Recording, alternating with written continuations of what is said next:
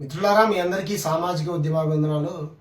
దేశవ్యాప్తంగా పెద్ద ఎత్తున సామాన్యులు చర్చించుకునేటువంటి విషయం ఎల్పిజి గ్యాస్ సిలిండర్ల పైన, లేకపోతే నిత్యావసరం మనం వాడుకునేటువంటి సరుకుల పైన, పెట్రోల్ డీజిల్ వీటిపైన పెద్ద ఎత్తున చర్చ జరుగుతుంది. చమరు అంటుర్రు, అది అంటుర్రు, ఇది అంటుర్రు. అసలు ఏంది, గ్యాస్ దొరుకుతుందా దొరకదా, ఆడేవాడు దేశమోడు ఇంకో దేశమోడు కొట్టుకున్నారంట, మరి ఆయన ఎవరు చచ్చిపోయారంట.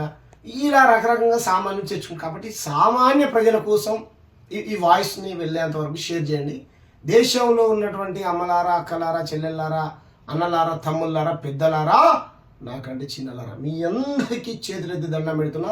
ఈ దరిద్రపు నరేంద్ర మోడీ అధికారంలోకి వచ్చినప్పటి నుంచి ఎప్పుడు ఈ దేశంలో ఏ బాంబు వెళ్తుందో పుల్వామా, ఎప్పుడు ఏ జవాన్ చచ్చిపోతాడో తెలియదు, ఎప్పుడు అమాంతం ధరలు పెరుగుతాయో తెలియదు. అది గ్యాస్ రేటు కావచ్చు, పెట్రోల్ రేటు కావచ్చు, మంచినీటి రేటు కావచ్చు, ఏ ధరలు పెరుగుతాయో తెలియదు. ఏ ముస్లిం ఏ హిందూ నమ్ముతాడో తెలియదు, ఏ హిందూ ఏ ముస్లిం నమ్ముతాడో తెలియదు. ఏ క్రైస్తవులు మణిపూర్ లాగా ఏ క్రైస్తవుల బట్టలు ఆడతారులే రోడ్ల మీద తిప్పుతారో తెలియదు. ఇటువంటి భయభ్రాంతులలో నిత్యం ప్రజలు బతుకుతా ఉన్నారు ఈ ఏమంటారు నరేంద్ర మోడీ గారు అధికారంలోకి వచ్చినప్పటి నుంచి. ఎందుకు ఈ విషయాన్ని మీ దృష్టికి తీసుకొస్తున్నానంటే, ఇరాకు, ఇజ్రాయెల్, అమెరికాలో అయ్యో దేశాలు కొట్టుకుని వాళ్ళు యుద్ధాలు చేసుకొని వాళ్ళ ప్రధానులు చచ్చిపోతే మనకింది, బతుకుతాం మనకింది అని కోసేపు అనుకున్నాం. మన ప్రధాని అయితే మన కోసం ఆలోచించాలి, మన కోసం పని చేయాలి కదా. పొద్దున్న లేవగానే 15 లక్షల రూపాయలు సూట్ వేసుకొని స్పెషల్ ఫ్లైట్లు వేసుకొని విదేశాలు తిరిగి వచ్చిరా అన్నటువంటి ఇంగ్లీష్లో ఫోటో మాట్లాడి ఫోటోలు దిగి దాన్ని లక్షల కోట్ల రూపాయలు పెట్టి ప్రచారం చేసుకొని డబ్బా కొట్టుకోవడానికి కాదు కదా నరేంద్ర మోడీ గారు ఉన్నది. నరేంద్ర మోడీ గారు దేశ ప్రజలకు జీతగాడు. బండి సంజయ్ భాషలో చెప్పాలంటే గతంలో ఉన్నటువంటి ముఖ్యమంత్రి జీతగాడు అయినప్పుడు రాష్ట్ర ప్రజలకు, దేశ ప్రజలకు కూడా నరేంద్ర మోడీ జీతగాడు కదా.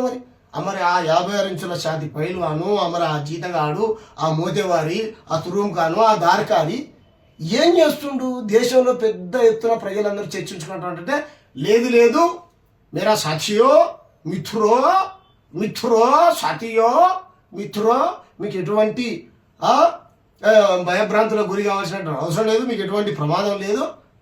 గ్యాస్ సిలిండర్ ధరని ఇంకొక 100 రూపాయలు తగ్గించి మీకు అందుబాటులోకి తీసుకొస్తాను. ప్రెస్ మీట్ పెట్టి ఎందుకు చెప్పడు? ఈ బీజేపీ నాయకులు లేదు మిమ్మల్ని పార్టీలు, ప్రతిపక్ష పార్టీలు, ఆ పార్టీలు ఈ పార్టీలు అన్ని తప్పుదోవలు పట్టిస్తున్నాయి, అభివృద్ధి పచ్చి నిజం ఇది.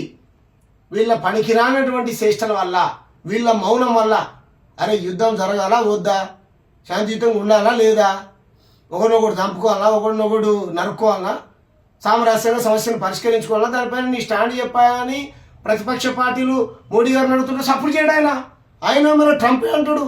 చమరు అంటే వాళ్ళ పర్మిషన్తో కొనుక్కోవాలంట. మన దేశ సార్వభౌమత్వాన్ని ట్రంప్ దాని కాళ్ళ దగ్గర తాకట్టు పెట్టి మన ఆత్మగౌరవం మీద దెబ్బ కొట్టాడు నరేంద్ర మోడీ. వాడు ట్రంప్ గాడైతే మనకేంది, ఇజ్రాయెల్ అయితే మనకేంది, ఇరాక్ అయితే మనకేంది, ఇరాన్ అయితే మనకేంది? మన దేశంలో మన దగ్గర నుంచి ఎక్స్పోర్ట్ కావట్లేదా? అవుతాంలే, మనం ఇలాగే అంటున్నామా? కాబట్టి ఈ నాయకులకు పరిపాలన చేయడం చేత కావట్లేదు. సామాన్యమైనటువంటి ప్రజలకు జవాబుదారుగా ఉండాల్సినటువంటి నాయకులు ఉండడం లేరు. కాబట్టి నరేంద్ర మోడీ ఉంటేనే మనకేదో రక్షణ అని, నరేంద్ర మోడీ ఉంటేనే మనకేదో ఇంకోటి ఏదో అని మనందరినీ ప్రధాన స్థాయికి తీసుకెళ్ళి ఆ మాంసం ఆట నిలబెడతారంటే, 3వసారి ముచ్చట మనం ప్రధానమంత్రి చేసుకుని ఇలా 3 రూపాయల పని కూడా చేసింది దేశ ప్రజలకు. బీజేపీ ముక్త్ భారత్ అయితేనే ఈ దేశం అభివృద్ధి చెందుద్ది ప్రజలారా. కాబట్టి నరేంద్ర మోడీ చెప్పినట్టు ఆయన చెప్పిన గ్యాస్ ఎట్లా, ఆయన నుంచి సైంటిస్టులు గ్యాస్ కైసే आता అంటే एक नाला है, एक मोरी है, उसमें से पाइप लगाना जब गैस आता है అంటాడు. ఈయన ఏం చదువుకున్నాడో, ఏం ప్రజానో ఏమో అర్థం కాదు. కాబట్టి ప్రజలారా, బొట్టు పెట్టుకొని దండలు వేసుకొని దండం వేసిన మాత్రాన ఈయన మన ఏమంటారు, ఈయన సాధు సన్యాసి లాంటి గొప్ప వ్యక్తి కాదు, పచ్చి దుర్మార్గుడు. ఈ నరేంద్ర మోడీ గారిని ఎంత తొందరగా గద్దె దించితే అంత మంచిది.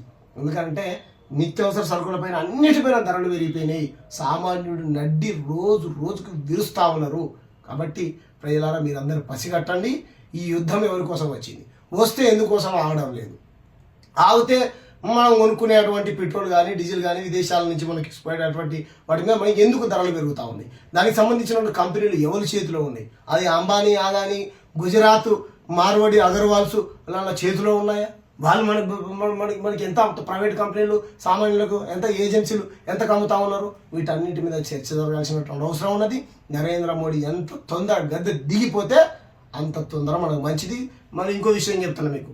గతంలో మన్మోహన్ సింగ్ గారు ఉన్నప్పుడు బీజేపీ మహిళా నాయకురాలు, ఇప్పుడు ఆమె పేరు సుష్మా స్వరాజ్ ఉన్నదా, 30 రూపాయలు గ్యాస్ ధర పెరిగితే ఢిల్లీ పార్లమెంట్ ముంగట ఈ బీజేపీ వాళ్ళు కిందున్న పాయింట్ పైన అంగి ఇప్పుకొని కైషా హే రేట్ పడగాయా ఇప్పుడు మరి ఇప్పుడు ఒక పాయింట్ అంగే ఇప్పుకున్న ధర అప్పుడు 350 రూపాయలు ఉండే, ఏకంగా ఇప్పుడు 960 రూపాయలు పై చిరుకు ఇంకా ధర పెరుగుకుంటూ పోతుంది. మరి ఇప్పుడు ఏమి ఇప్పుకొని తిరగాలి, ఇప్పుడు ఏమి ఇప్పుకొని ధర చేయాలి, మొత్తం కింది లోపడినది కూడా ఇప్పి ధర చేయాలా.